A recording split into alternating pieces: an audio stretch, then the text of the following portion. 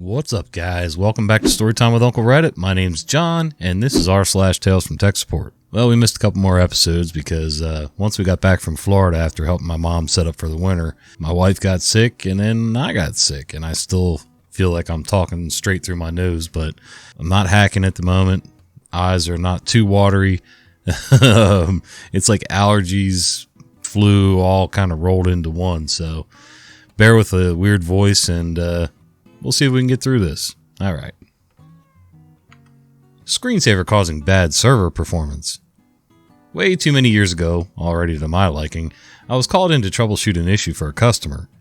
They were running a file server on NT4 and performance was really bad.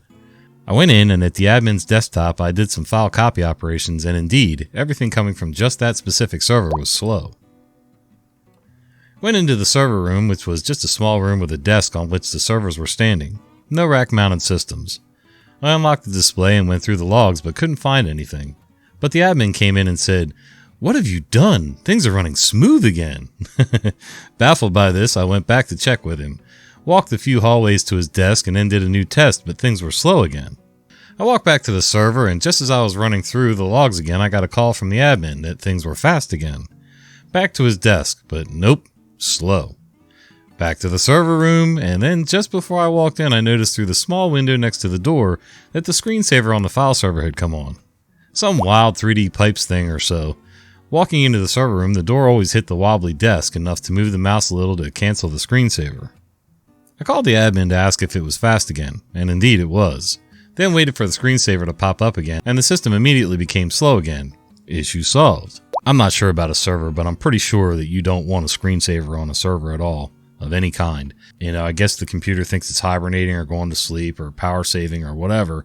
Yeah. I will say, it's not a screensaver, but the busier of a background, if I used to have backgrounds on my videos behind the text, and I had, like, the snow ones are the worst. It looks like snow falling in the background. And that will drag my resources down, YouTube's resources if everybody does it. The person watching the video, a lot of times, you know, for that rendering to happen.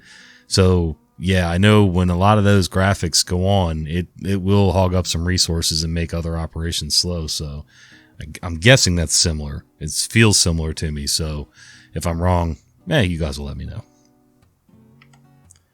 Keyboard craziness due to corporate stupidity. A long-time client called with a keyboard issue. It would just randomly stop working and could only be fixed with a reboot.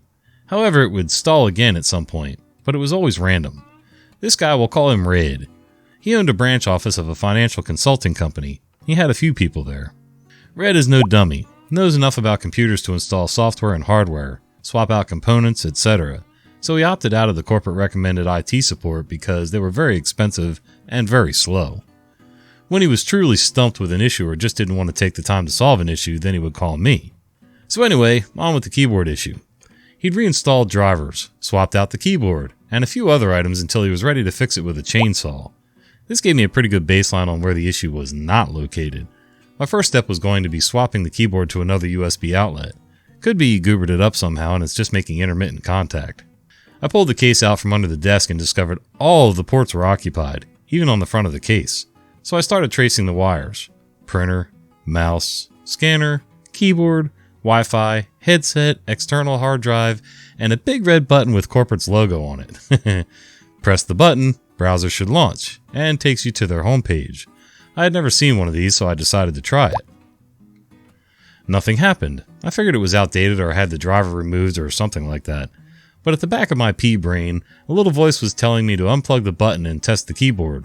So I unplugged it and everything starts working fine. Plugged it back in and the keyboard goes wonky. So Red and I get on the speakerphone to corporate's in-house support because they require everyone to purchase one of these for every computer in the office. Likely tens of thousands nationwide.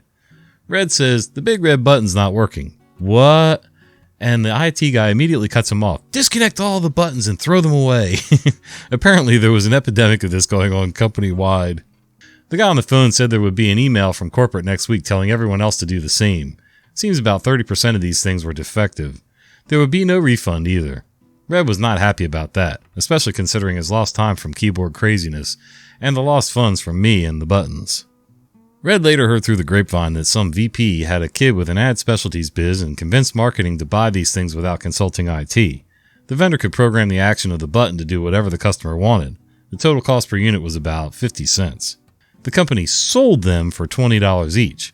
He only bought them for his desktop units, didn't get any for the laptops that also doubled as desktops when the reps were in the office. So wait, they had a button on the desk. I'm picturing the Staples Easy button, the big red button, just to launch their website? Like, I guess the mouse and keyboard aren't enough. How difficult is this that you need a one-tap solution? How important is it that you need a one-tap solution? I'm not sure what kind of firmware or hardware that button is, but yeah, evidently it was trying to act as a keyboard. And like when you plug two keyboards in, a lot of times I've found anyway on my cheapy rigs that they will compete with each other and everything goes nuts. But oh well, wow. Yep, it's always nepotism that gets you in the end. A mouse? I was once responsible for a specific software in our production area. Because in this area, the people were not this firm with computers and stuff. I was doing a lot of trainings and had handmade a guidebook for every function they would ever need. With nice screenshots, simple language, arrows, circles, you know the deal. My dad is the worst computer user I know, so he's my beta tester for my new guides. If he understands it, everybody will understand. Every guide I wrote was 100% dad-proof. I'm offended. But then Jay was entering the scene. Jay was a pretty smart person. He was a wizard on our production machines. The error he could not resolve had to be invented. He was on a long taking special training while I was introducing the software and the whole production. As he returned, he gave me a call. I've seen we got this new fancy software you talked a lot with me about before I went on my training. The heck? Me. Yes, do you need a training for the software? Jay. No. I've seen you made an idiot-proof guide. I'm fine. Me. Have fun. We worked together in the past, and I was sure he would figure it out pretty soon. As I said, he's pretty smart, and he's one of the few colleagues who don't leave their mind at home while at work. A few minutes later, I got another call from Jay. I was sure he got a dozen improvements for the software. A little bit angry. Jay, could you please come down? Nothing works. It won't open up. That's a crap system if it won't open up. I was shocked. The software we got was known to be rock solid, at least until it was open. I went immediately down, and what I was shown was, let's say, a circus. Jay was infuriatingly touching the screen where the program icon was, and with every touch he did, and nothing happened, he got angrier and was pushing harder. Me, what are you doing? Jay, your stuff won't open. Me, being silent, moving the mouse to the icon, double-click the icon, program's running fine. Jay, what kind of wizardry is this? Me, you have to click on it 2 times. Jay, but I've done this so much. Me, you have to use the mouse. We don't have touchscreens. Jay, a mouse? Turned out he completely skipped the introduction of PCs. He had a mobile phone which he can handle fine, but it wasn't necessary for him to handle a PC at home. His wife is doing all the PC stuff at home, or at work.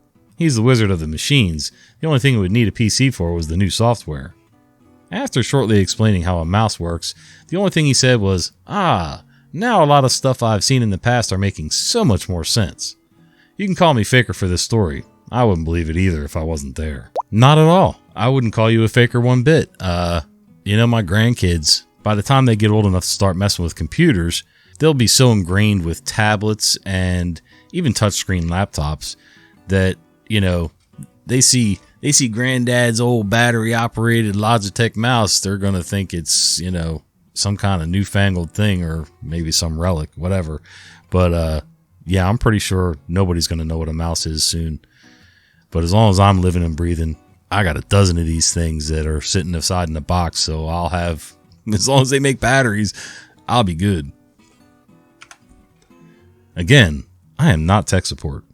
Whilst usually UKitern 2 has major projects in various stages of implementation and planning, usually he gets drafted to help look at issues that frontline support T2 and T3 can't solve. In one issuance, it's a blessing to spend hands-on time with hardware. Other times it's a curse of the position of being both good at the cloudly stuff and running a home lab and keeping those physical practical skills up to date. Sitting at my desk, I'm on call. Usually these last in shifts for 24/7 operations, but usually shifts last a day or so at most. SLA doesn't really matter, so as long as the problem gets fixed under best effort, as most companies we deal with don't have that level of support. Those clients that do pay extra for a specialist team, everything we do is billable to the client at a very high rate for those clients who don't pay for a support contract. Our side does not get called out to do site, as it's usually a very billable event. Boss, we need you to look at a weird error going on with client's network. It's been right through support several times and we can't figure it out. The budget has been assigned to take a look, but if we solve it, it'll be a major feather in our cap with client. OP, you got it, boss. A few hours later, I end up on the client's site and going through the problem with their company support staff. What seems like the printer not being available for a few hours transpires both us and them were out looking at it to be a backhaul network issue. Generally, we don't deal with printers, but as it involves payroll and accounting, we have to care. In the program management's office, which are quite large with a split partition between employees and hot desks, Ethernet plugged into the network switch plugged into core router, ping's okay, traceroute okay, general basic diagnostics check out. Currently the printer is available to the network and responding to ping. Core switch is in the server rack and network switch for the room is in the corner office on the floor of the office, which turns out is the access switch. Checking the ports of the access switch means being in the accountant's office. Whilst doing this, a man pops his head into the room that I'm in and says that he needs help with his computer now. Whilst formulating a response, the man becomes irate and says if he doesn't, he's fired. Must be serious, I thought. I make it clear that I don't work for the company. Man, I don't care if you are a temporary contractor, I want this fixed now. OP, I think you misunderstand. I work for company, your accountancy software. I'm not IT support. Man, waving violently. Now! And his face turns red. I get greeted to the hot desk on the clearly marked program management set of desks, which clearly doesn't have Ethernet, but for some reason his docking station suspiciously does. Looking at the issue appears to be that his laptop isn't getting internet via Ethernet through his dock to his laptop, and the Wi-Fi is abysmally bad. The man says, see? OP. But wait, this is the project desk. How are you getting Ethernet? I checked the switch over there and the plans, and I don't see any Ethernet for these hot desks. Man, we have that we bought from the supplier that we use off that object. I traced the cable to find a garbled mess of wire from one of the wired desks. An Ethernet hub? But it's not configured correctly. That can't surely be a hub. I become curious and ask how it's powered. Well, it's in the 4-gang switch that gets switched on from the hot desk. It's not a hub, but a cable router with DHCP. Holy guacamole, I think to myself. And I grab local IT and the company IT manager to look at this. Between the wireless, ancient Cat5 cabling, the router, and some network devices that have clearly been there since the late 2000s, and just repurposed. I hear the IT manager say, "Hey, is that the old Netgear switch?" The man interrupts that one of the program managers had rolled off one of the jacks and had rolled his own mini network within the network to program managers' desks. Clearly no one thought to tell local IT at the company this. As they start untangling the mess to access the damage, clearly the printer and some other devices were getting a different DHCP reservation because of the unauthorized hardware, also known as shadow IT, plugged into the network doing stuff it shouldn't be. Well, this looks like your problem. Shadow IT. IT manager, guess since you solved it, you're looking for a payout for this printer? I think this should come from their budget since it's their issue. Office politics ensue for 10 minutes. Me. Sorry, would you mind if I leave and head back to my office? Happy to mark up the ticket for payment and close the issue. Would you mind if I test the theory just to be sure? IT manager nods. After testing that the printer indeed is getting the wrong DHCP reservation, or rather the kind of right one but behind a NAT created by said device, all our pings and trace routes were on that network segment in that room, hence no one noticed. IT manager, looking a bit like an idiot that he didn't notice the problem. So the price will be cost from call-out fees, time spent on site, etc.? Me, I'll ticket it up so that you get the hours, and I'll also raise up which budget it'll come out of. Hey look, if it wasn't for this man, I might never have known myself, so don't put yourself down. IT manager looks like he took some solace in the understanding. Man, what do you mean? You work for us. Me, again, I am not tech support. On getting up the ticket, adding his hours and also adding comprehensive notes, he awaits payment, quite a hefty sum by some standards, but a job well done. Not just the hours, but the call-out fee. Going to be quite a payday, I thought to myself. OP, if you watch this video, I'm sorry, man. great story. Very hard to read when you're talking, I'm assuming, about yourself in third person. You didn't say it was somebody else's story, so I'm assuming, but yeah. Anyway, yeah, I love it when people want to come up with their own solutions. When I worked for the Board of Ed, the IT guys in the school that I worked at were often pulling their hair out because somebody would come up with a brilliant idea for their classroom or a section of classrooms or the teacher's planning area and start adding their own devices and throwing things in the mix, which really just screwed things up and weren't allowed. You could very easily lose your job for something stupid like, just plugging in a little Wi-Fi hub or something so that you can get signal from your room to the teacher's lounge without running wires and things like that. But yeah. It's not broken just because you expected a smaller number. I work as a biomedical technician, maintaining all the medical equipment in a hospital. We work on many things, but we all work on medical patient weight scales. Most scales nowadays are very accurate and keep their accuracy for quite some time, needing only a calibration check every year. Every so often we get a call requesting their scale be calibrated because it's definitely out of calibration, as they say. So I haul 100 pounds, 43.36 kilograms, of medical grade calibration weights over for a quick calibration check, and 10 times out of 10 it's within calibration. When I report my findings to the end user, I often get the same response. Someone throws a quick frown because they use themselves as the weight reference point. I'm fairly certain the requester's train of thought prior to calling was, "But my scale at home says," but I can't stop the inevitable process of hurt feelings. So, okay. Now, this is going to sound really sexist, and it's not meant to be, but more women care about their weight numbers than guys. And so I'm picturing some, woman supervisor wanting to make sure the scale's reading right or whatever and stepping on it and, yeah, thinking they're one weight and they're 5-10 pounds off. Not that we men don't care about our weight and stuff, but in my world, it's always been more of an issue with the women in my life. So, yeah. All right, guys, while you're waiting for another video, how about you check this one out right here? I think you're going to enjoy it. See ya.